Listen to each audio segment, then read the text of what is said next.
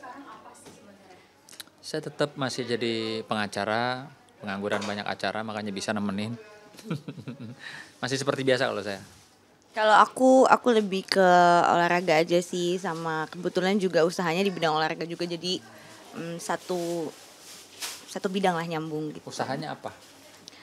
Aku punya udah nggak usah disebutin. Sebutin. Nggak, Olahraga kan nggak macem-macem. Dia sekarang lagi mengelola satu studio olahraga, tempat olahraga pilates. Ya, sebagai orang tua nih, kedekatan kalian tuh sebenarnya segimana sih? Dekat banget walaupun rumahnya jauh berbeda, tapi dekat. Dekat Ini kan dekat nih, duduknya aja dekat. Deket, kami berdua cukup deket sih, karena sering ketemu juga kan di luar dari acara keluarga. Memang karena kebetulan juga tempat mainnya, tempat nongkrongnya sama, jadi sering ketemu di luar. Berarti setiap hari sering chatan gitu sih, atau video Chat, call gitu kalau chat, misalnya? biasanya chattingan sih. Kayak aku selalu nanya, ayah Telepon. di mana gitu, atau telepon gitu. Biasanya kalau ayah lagi di tempat-tempat tertentu, lagi meeting, aku biasanya suka susulin gitu. Oke, Pak Sunan lihat Kak Salma sering nyusulin nih, kalau misalnya Pak Sunan lagi nongkrong segala macam, ngerasa risih nggak sih, atau justru Enggak lah, kan emang kan karena udah nggak tinggal serumah, jadi kalau ada waktu walaupun cuma 1 jam gitu, 2 jam bisa ketemu, bisa ngobrol, bisa terutama bisa gemesin dia udah seneng banget kok.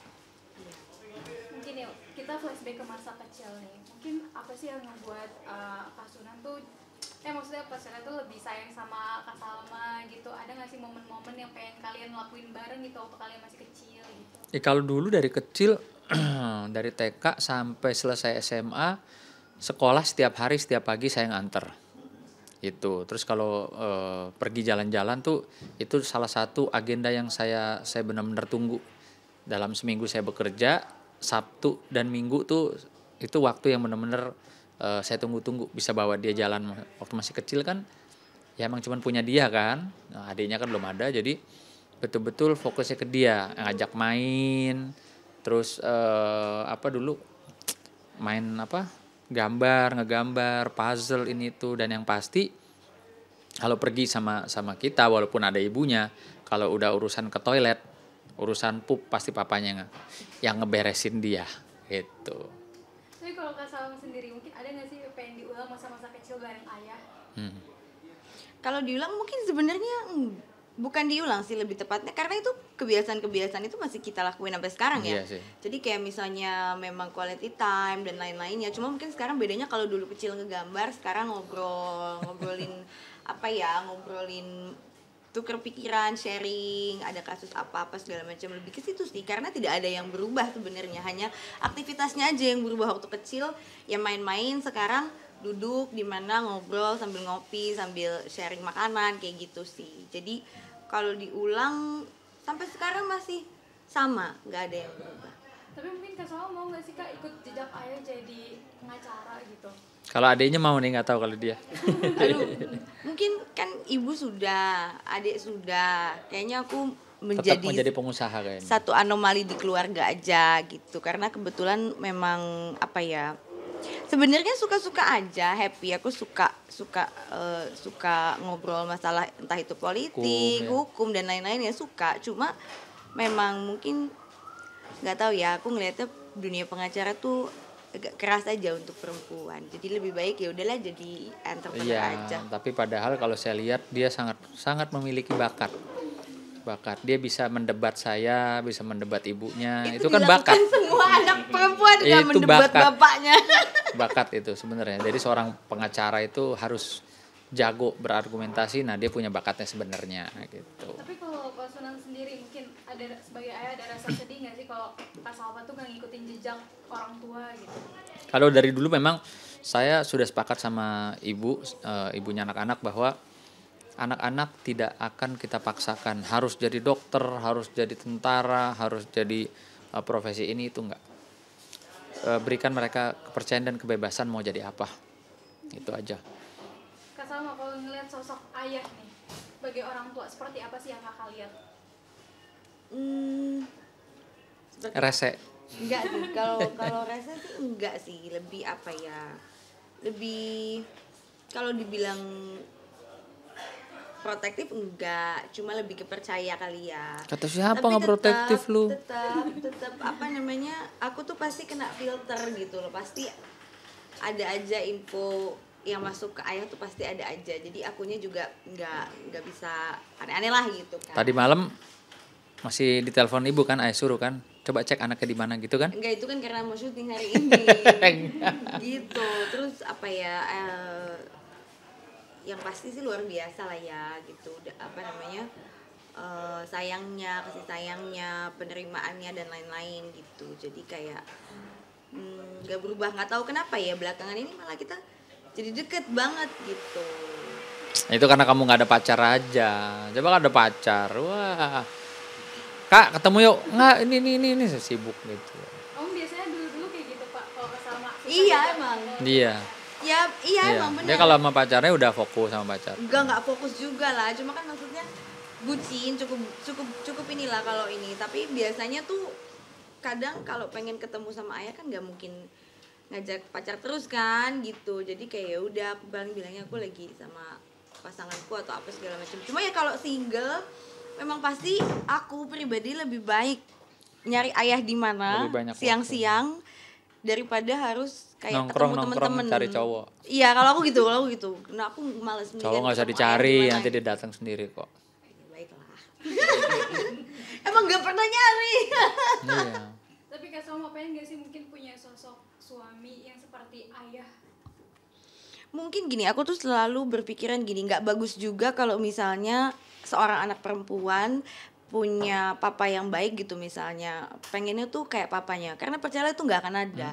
Papanya ya cuma papa yang bisa mencintai, menyayangi, mengasihi, itu ya cuma ayah kalau ibaratnya, kalau menurut aku.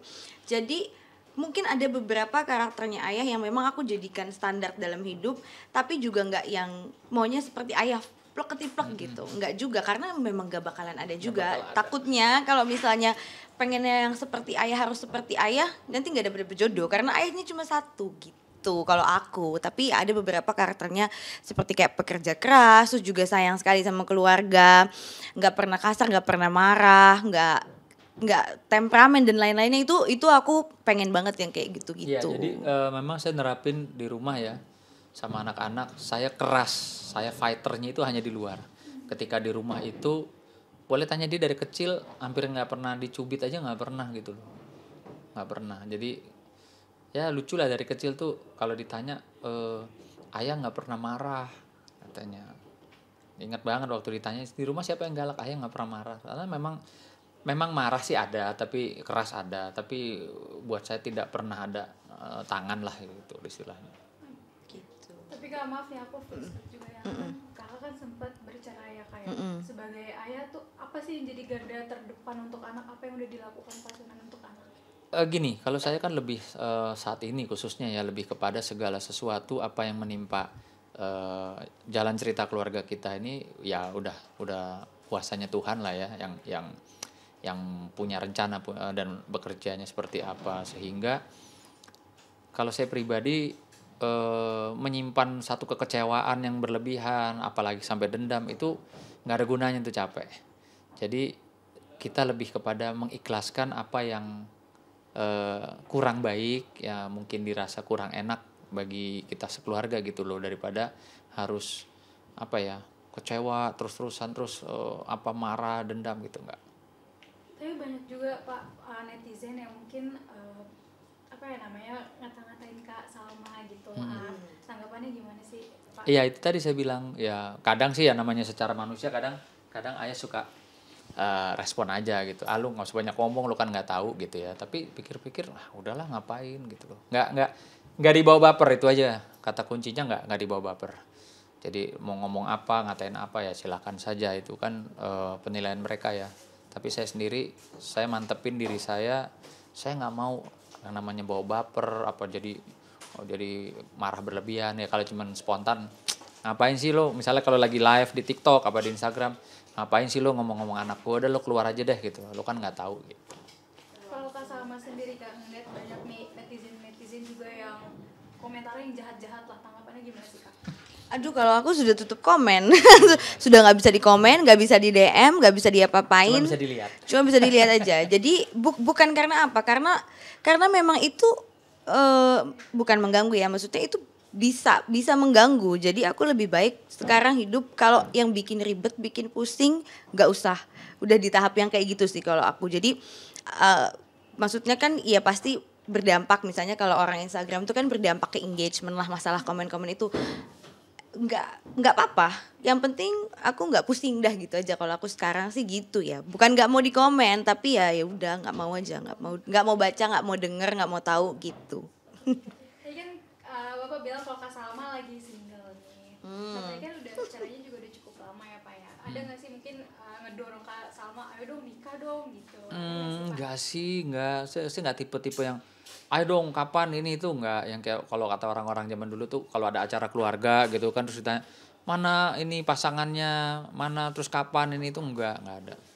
Buat saya enjoy life ya, tapi tetap jangan sampai kebablasan gitu ya. Karena biar bagaimana kan untuk membangun rumah tangga tuh semakin cepat semakin baik, semakin bagus lah gitu loh. Kayak saya sama ibunya kan menikah muda gitu kan sekarang enak. Jadi sama anak udah bisa jadi berteman, jadi sahabat gitu. Tapi kalau Kak Salma sendiri mau nggak sih mungkin deket-deket ini tuh menikah gitu? Ada nggak keinginan itu?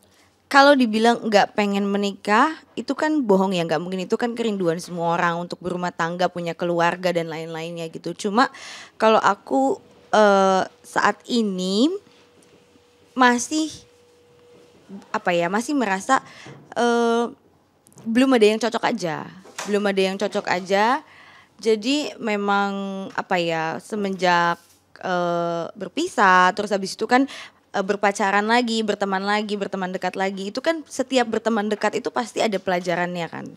Jadi makin kesini makin selektif, makin tahu apa yang aku mau dan aku nggak mau gitu. Jadi sekarang tuh lebih ke arah sana aja sih, untuk menemukan yang aku mau gitu, dan yang bisa aku terima dan toleransi semua kebaikan dan kekurangannya gitu. Nah itu tuh rasanya tuh belum ada yang cocok aja, belum ada yang pas. Tapi kalau mau ya mau, cuma belum ada aja gitu. Tapi berarti nggak ada trauma ya Kak akan hal itu? Nggak ada, adanya pelajaran. Kalau ditanyain trauma itu, aku tidak pernah bilang aku trauma. Tapi aku belajar, bukan hanya dari rumah tanggaku, tapi dari berpasangan dengan yang sesudah itu. Karena kayak tadi aku bilang, semuanya itu pelajaran aja sih buat aku. Aku semakin mengenali diriku sendiri, semakin tahu kebutuhan aku itu seperti apa, butuhnya punya pasangan yang seperti apa, maunya karakternya kayak gimana, itu lebih tahu aja sih gitu. Oke Kak, Pak, terakhir nih, harapannya untuk masing-masing itu seperti apa sih untuk kedepannya? Kalau harapan ayah sama Salma yang pasti ya tambah dewasa ya, tambah berani menjalani hidup, tidak perlu memikirkan apa kata omongan orang. Terus ya pandai-pandailah membawa diri dimanapun kamu berada. Boleh kalau Kak Salma untuk ayah nih gimana sih harapannya? Jangan nikah lagi paling ngomong. Bukan kalau jangan ketahuan gitu ya. Enggak lah. Kalau aku pribadi sih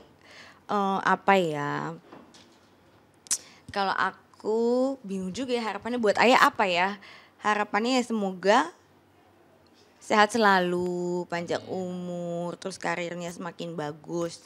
Terus juga Sering-sering ngasih uang kamu gitu.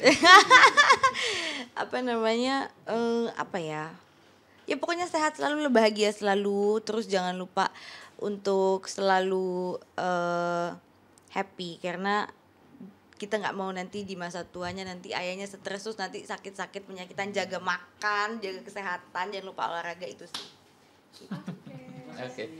Thank you, makasih.